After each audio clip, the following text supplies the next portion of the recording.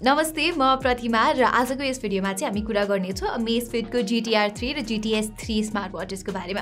अब नेपालमा चाहिँ स्मार्ट वाचेसको मार्केट हेर्ने हो भने चाहिँ कि त हाई एन्ड वाला अप्सन पाइन्छ कि त बजेट अप्सन्स बढी हुने गर्छन्।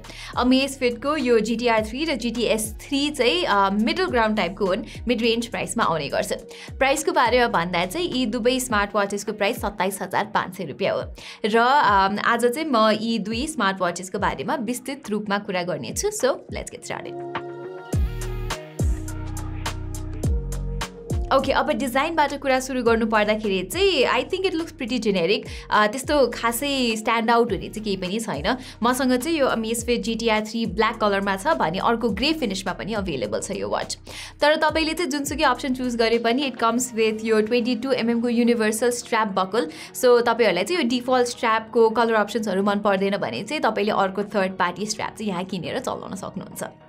रिगार्डलेस यहाँ आउने यो डिफल्ट सिलिकन स्ट्र्याप निकै कम्फर्टेबल छ र यो वाच चाहिँ एल्युमिनियमले बनेको भएर निकै लाइट वेट पनि छ। त्यही भएर दिनभरि यसलाई लगाउँदाखेरि पनि त्यस्तो अनकम्फर्टेबल चाहिँ हुँदैन। पछाडिपट्टि चाहिँ यहाँ तपाईले बायो ट्र्याकर PPG 3.0 सेन्सर पाउनुहुन्छ भने यहाँ साइडमा चाहिँ दुईटा बटन्स छन्। माथिपट्टि चाहिँ एउटा रोटेटिङ क्राउन छ भने तलपट्टि चाहिँ एउटा एक्स्ट्रा बटन छ नेभिगेसन र एप्सको इजी एक्सेसको लागि।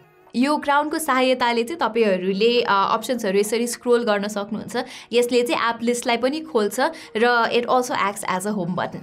तपाईले चाहिँ यसलाई लङ प्रेस गर्दाखेरि अर्कै फंक्सन आउने गरी पनि कस्टमाइज गर्न सक्नुहुन्छ। मेरो केसमा चाहिँ मैले यसलाई अफलाइन भोइस असिस्टेन्ट समन गर्नको लागि सेट गरिदिएको छु। लाइकवाइज यो तलपट्टिको बटनले चाहिँ बाइ डिफल्ट एक्सरसाइज मेन्युलाई ट्रिगर गर्छ भने माथिको बटन जस्तै तपाईले यसलाई कस्टमाइज गर्न सक्नुहुन्छ अरु कुनै फंक्सन ट्रिगर गर्नको लागि पनि। बाइ द वे यदि तपाईहरुले चाहिँ यस्तो स्क्वायर टाइपको फर्म फ्याक्टर प्रिफर गर्नुहुन्छ भने तपाईले यो GTS3 लिन सक्नुहुन्छ। मैले चाहिँ कसरी सम्झेको छु भने यसलाई S भनेको चाहिँ स्क्वायरिश अनि R भनेको चाहिँ राउन्ड। यी दुवै स्मार्ट वाचेसको स्पेक्स चाहिँ प्रिटी सिमिलर छन् र यिनीहरुको प्राइस पनि एउटै नै राखिएको छ। मैले अघि नै भने जस्तै मलाई चाहिँ यस्तो राउन्ड टाइपको वाच मन पर्ने भएकोले मैले चाहिँ यो GTR3 लिएको। ओके, डिस्प्लेको कुरा गर्नु पर्दाखेरि चाहिँ this is where I have a lot of praise for the Amazfit GTR3। यसमा चाहिँ तपाईले 1.39 इन्चेसको Amoled स्क्रिन पाउनुहुन्छ विथ 336 ppi र यसको रेजोल्युसन चाहिँ 454x454 पिक्सल्सको रहेको छ र यो डिस्प्ले चाहिँ हेर्दाखेरि र चलाउँदाखेरि यसको क्वालिटी एकदमै राम्रो भएको तपाईले महसुस गर्नुहुन्छ। यो स्क्रिन चाहिँ Amoled भएको कारणले यहाँ तपाईले निकै डीप ब्ल्याक्स र एकदमै राम्रो कन्ट्रास्ट पाउनुहुन्छ। अल्दो यहाँ चाहिँ यसको बेजल्सहरु त्यस्तो स्लिम चाहिँ छैन, अलि मोटै छ, तर कुनै डार्क थीमको वालपेपर यहाँ सेट गर्यो भने बेजल्सहरु अलमोस्ट नन एक्जिस्टेन्टै देखिन्छ। भन्नुको मतलब चाहिँ यो स्क्रिनको कन्ट्रास्ट एकदमै नै राम्रो छ। प्लस यहाँ चाहिँ 1000 निट्सको पिक ब्राइटनेस पनि छ। सो यो स्मार्ट वाच चाहिँ बाहिर एकदमै सनी इन्भाइरोमेन्टमा पनि ब्राइट इनफ नै छ।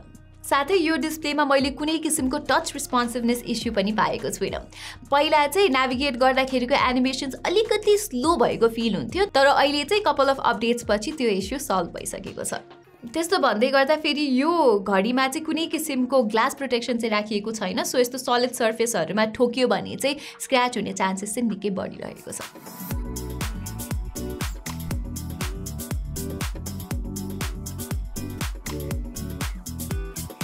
ओके, अब चाहिँ यी घडीहरुको हेल्थ र फिटनेस ट्र्याकिङ एबिलिटिजको बारेमा कुरा गरौँ र फर द मोस्ट पार्ट यो वाचमा चाहिँ तपाईले सबै फंक्सन्सहरु पाउनुहुन्छ ranging from heart rate monitoring to SpO2 monitoring, sleep tracking, step र calorie counting etcetera. Having said that यो घडीमा तपाईले स्किन टेम्परेचर मोनिटरिङ चाहिँ पाउनुहुन्न, जुन चाहिँ अलिकति डिसअपोइन्टिङ लागेको छ मलाई। मैले यो भन्दा अगाडि रिभ्यू गरेको Huawei Watch GT3 मा चाहिँ त्यो फिचर थियो र इभन यो भन्दा चिपर डिभाइसेसहरुमा पनि यो फिचर हुने गर्छ। अल्दो त्यस्तो एक्युरेट चाहिँ हुन्छ भन्दिनँ म। रिगार्डलेस आई थिंक दैट यो फिचर चाहिँ यो कोभिडको टाइममा चाहिँ एकदमै ह्यान्डी हुन्छ। सो यहाँ नहुनु चाहिँ अलिकति स्याड नै हो। त्यसो भन्दै गर्दा फेरि मैले चाहिँ यो घडीको स्टेप काउन्टर र हार्ट रेट सेन्सर चाहिँ एकदमै एक्युरेट भएको पाएँ। प्लस GTR3 को स्लीप ट्र्याकिङ एबिलिटी पनि एकदमै नै एक्युरेट छ। यो घडीले म सुत्न गएको र उठेको समयलाई एकदमै प्रिसाइजली ट्र्याक गरेको थियो। So this I found very impressive. More over यो वाचले चाहिँ तपाईको डीप र रेम स्लीप साइकल्स पनि मेजर गर्छ along side sleep breathing quality. Sleep breathing quality भनेको चाहिँ इट मेजर्स यो ब्लड स्याचुरेसन ओभरनाइट आवरली बेसिसमा र तपाईको ब्रिदिङ क्वालिटी स्कोर कति छ भनेर तपाईलाई भन्छ, जसले गर्दाखेरि चाहिँ तपाईले एउटा राम्रो स्लीपिङ ह्याबिट चाहिँ फर्म गर्न सक्नुहुन्छ। यहाँ यस घडीमा भएको अर्को एउटा फिचर जुन चाहिँ मलाई निकै इम्प्रेसिभ लागेको छ त्यो चाहिँ वान टाइम मेजरमेन्ट भन्ने हो, जसले चाहिँ 45 सेकेन्ड जति लगाउँछ, तर यसले चाहिँ तपाईँको हार्ट रेट, स्ट्रेस र SpO2 सबै एकैचोटिमा मेजर गरिदिन्छ। यसको फाइदा चाहिँ छुट्टै छुट्टै सबै मेजर गरिराख्नु परेन। तर यहाँ थाहा पाउनु पर्ने एउटा कुरा चाहिँ के हो भने कहिलेकाहीँ चाहिँ मैले यसको SpO2 मोनिटरिङको रिडिङ्सहरू चाहिँ अलिकति इनएक्युरेट भएको पाएको छु। अन अ फ्यु ओकेजन्स यो घडीले एकदमै लो SpO2 रिडिङ्स देखाएको थियो, जसले गर्दा म एकदम डराइहालेँ। सो क्रस चेक गर्नको लागि मैले अक्सिमिटर प्रयोग गरेँ, जसले चाहिँ मलाई 98% SpO2 रिडिङ देखायो। हुन त यो अब 2-3 चोटि मात्र भएको कुरा हो, but I just thought that you guys should know that.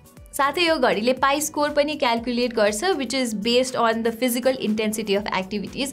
तपाईँले जति धेरै कार्डियो रेस्पिरेटरी एक्सर्साइजहरू गर्नुभयो तपाईँको विकली पाई स्कोर पनि बढ्दै जान्छ। एज यु क्यान सी मेरो पाई स्कोर चाहिँ एकदमै नै लो छ, भनेको मेरो एक्सर्साइज चाहिँ त्यस्तो फिजिकली स्ट्रेनियस चाहिँ छैन। अलराइट, फिटनेसको कुरामा चाहिँ अमेजफिट GTR3 ले डिसपोइन्ट गर्दैन है। यहाँ चाहिँ तपाईँहरूले मोर देन 150 एक्सर्साइज मोड्स पाउनुहुन्छ, इन्क्लुडिङ बेसिक वान्स जस्तै इन्डोर र आउटडोर रनिङ, वकिङ, साइक्लिङ र स्विमिङ, र त्यसको साथसाथै यहाँ चाहिँ हुला whooping, skiing, frisbee, kite flying जस्तो अप्सन्सहरू पनि रहेका छन्। अब म चाहिँ त्यस्तो फिटनेस फ्रिक चाहिँ होइन, तर म आउटडोर रनको लागि चाहिँ कहिलेकाहीँ जान्छु। त्यो टाइममा चाहिँ आई वुड टर्न अन यहाँ भएको बिल्ट इन GPS, जुन चाहिँ एकदमै राम्रोसँग काम गर्छ है। बाइ द वे तपाईँहरूले चाहिँ नेभिगेसन सिस्टमको एक्युरेसीलाई पनि एडजस्ट गर्न सक्नुहुन्छ टु प्रोलङ ब्याट्री ब्याकअप। यो चाहिँ सेटिङ्सभित्र गएर गर्नुपर्ने हुन्छ। तर एउटा नोट गर्नुपर्ने कुरा चाहिँ के हो भने यसको GPS लक हुन चाहिँ केही समय लाग्ने गर्छ। त्यसै गरी यो वाचमा भएको अटोमेटिक वर्कआउट डिटेक्सन फिचर पनि राम्रोसँग काम गर्छ। हुन त it's not as good as the Galaxy Watch 4, तर इट्स नट ब्याड आइदर। म चाहिँ आउटडोर रन गर्न गएको बेला यो घडीले त्यही 5 देखि 6 मिनटभित्रमा वर्कआउट डिटेक्ट गरिसक्थ्यो। मुभिङ अन, यी दुवै घडीहरू चाहिँ अमेजफिटको जेप OSमा चल्छन्, जुन चाहिँ अमेजफिटको प्रोप्राइटरी अपरेटिङ सिस्टम हो उनीहरूको स्मार्ट वाचेसको लागि। लाइकवाइज तपाईँहरूको सबै वर्कआउट र हेल्थ रिलेटेड डेटा चाहिँ जेप एपमा सिङ्क हुन्छ, जुन चाहिँ एन्ड्रोइड र iOS दुवै प्लेटफर्म्समा अभाइलेबल छ। अब एपकै कुरा गर्दाखेरि चाहिँ इट्स नट द मोस्ट इन्ट्युटिभ, तर जे होस् काम चलाउ चाहिँ छ। यो एप चलाउँदाखेरि चाहिँ निकै सिम्पल छ, जुन कुरा म निकै एप्रिसिएट गर्छु। ह्याभिङ सेड द्याट, मैले योभन्दा अगाडि रिभ्यू गरेको हुआवे वाच GT3 जस्तै यो घडीमा पनि तपाईँहरूले त्यति धेरै थर्ड पार्टी एप सपोर्ट चाहिँ पाउनुहुन्न। यहाँ केही अप्सन चाहिँ छ, तर पर्सनली भन्नुपर्दाखेरि चाहिँ त्यस्तो युजफुल लागेन मलाई। एनिवे यो घडीमा चाहिँ तपाईँले एकदमै डिसेन्ट सेलेक्सन पाउनुहुन्छ वाच फेसेसहरूको, र मलाई चाहिँ पर्सनली यो क्याटवाला वाच फेस एकदमै नै मन परेको छ, because well I am obsessed with cats. Okay, एपको बारेमा थप कुरा गर्नु पर्दाखेरि चाहिँ मेरो एक्सपिरियन्स चाहिँ अलिकति बगी नै भएको थियो योसित। फर इन्स्टेन्स यहाँ नोटिफिकेसन्सहरू चाहिँ इन्स्टेन्टेनियसली आउँदैन, र मैले चाहिँ आफ्नो फोनै चेक गर्नुपर्ने हुन्थ्यो नोटिफिकेसन्स हेर्नको लागि, जुन चाहिँ अलिकति झन्झटिलो भएको थियो मलाई। र यहाँ नोटिफिकेसन्स एक्सनेबल पनि छैन, तपाईँहरूले घडीबाट गर्न मिल्ने भनेको चाहिँ नोटिफिकेसन्स हेर्ने र डिलिट गर्ने मात्रै हो। साथै अमेजफिट GTR3 र GTS3 दुवैमा चाहिँ बिल्ट इन माइक्रोफोन त छ, तर since it's not complemented by a speaker तपाईँले यसबाट कल गर्न र रिसिभ गर्न चाहिँ सक्नु हुँदैन। तर यसले कल नोटिफिकेसन्स भने चाहिँ सपोर्ट गर्छ। अमेजफिटको अर्को GTR3 Pro भन्नेमा चाहिँ तपाईँले कल गर्ने फिचर पाउन सक्नुहुन्छ, तर त्यो अहिले नेपालमा लन्च भएको छैन, तर होपफुली चाँडै नै लन्च हुन्छ होला। तर यो घडीको एउटा एकदमै अनोइङ बग भनेको चाहिँ यो घडी आफै सटडाउन भएर रिस्टार्ट हुन्छ बेला बेलामा। यो प्रब्लम चाहिँ मैले यो घडी युज गरेको फर्स्ट दिनदेखि नै छ, र अहिलेसम्म 2टा अपडेट्स आइसक्यो, तर यो प्रब्लम चाहिँ सल्भ भएको छैन। सो आई होप कि अमेजफिटले चाहिँ यो प्रब्लमलाई सल्भ गर्नको लागि चाँडै नै एउटा अपडेट पुश गर्छ होला। त्यसो भन्दै गर्दा फेरि यी दुवै स्मार्ट वाचेसहरूमा चाहिँ तपाईँले Amazon Alexa as well as एउटा अफलाइन भोइस असिस्टेन्ट सपोर्ट पनि पाउनुहुन्छ। एज अ रिजल्ट तपाईँहरूले चाहिँ यो घडीलाई स्टार्ट वर्कआउट भनेर कमान्ड दिनुभयो भने यसले वर्कआउट स्टार्ट गरिदिन्छ, साथै ब्राइटनेस अप भन्नुभयो भने चाहिँ यो घडीमा अटोमेटिकली ब्राइटनेस अप पनि हुन्छ। अब यो फिचर एकदमै नेसेसिटी चाहिँ होइन, तर यसले गर्दाखेरि चाहिँ यो वाचलाई अपरेट गर्न अलिकति सजिलो चाहिँ हुन्छ। प्लस यो फङ्सन युज गर्दाखेरि चाहिँ निकै मजा पनि आउने गर्छ। ओके, फाइनली अमेजफिट GTR3 को सबैभन्दा बेस्ट कुरा चाहिँ यसको ब्याट्री लाइफ नै हो। अमेजफिटले चाहिँ यहाँ 21 दिनको टोटल ब्याकअप प्रमिस गरेको छ, तर मैले आफ्नो रियल लाइफ युसेजमा चाहिँ यसबाट 12 दिनको इन्ड्योरेन्स पाएँ। तर मैले चाहिँ यहाँ भएको सबै हेल्थ फङ्सन्सहरूलाई अन गरिरहेको थिएँ, र त्यसको साथसाथै ब्राइटनेस लेभललाई 50 मा राखेर यहाँ एउटा लाइभ वाच फेस पनि युज गरेको थिएँ।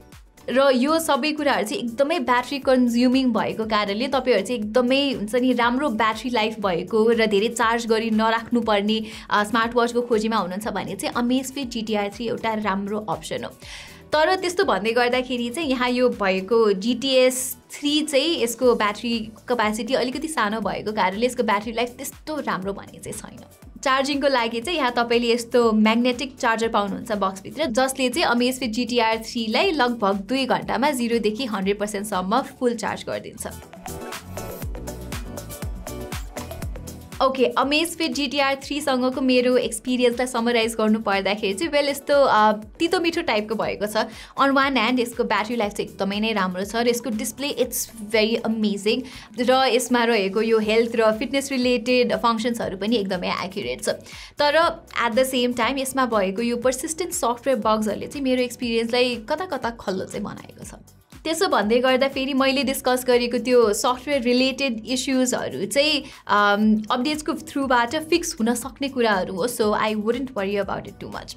ओभरअलमा चाहिँ Amazfit GTR3 ले एउटा राम्रो स्मार्ट वाचले गर्नुपर्ने सबै कामहरू गर्छ र यसको रिलेटिभली चिपर प्राइस ट्याग हेर्ने हो भने चाहिँ यो एउटा वर्दी अप्सनको रूपमा प्रस्तुत हुन्छ against the more expensive alternatives.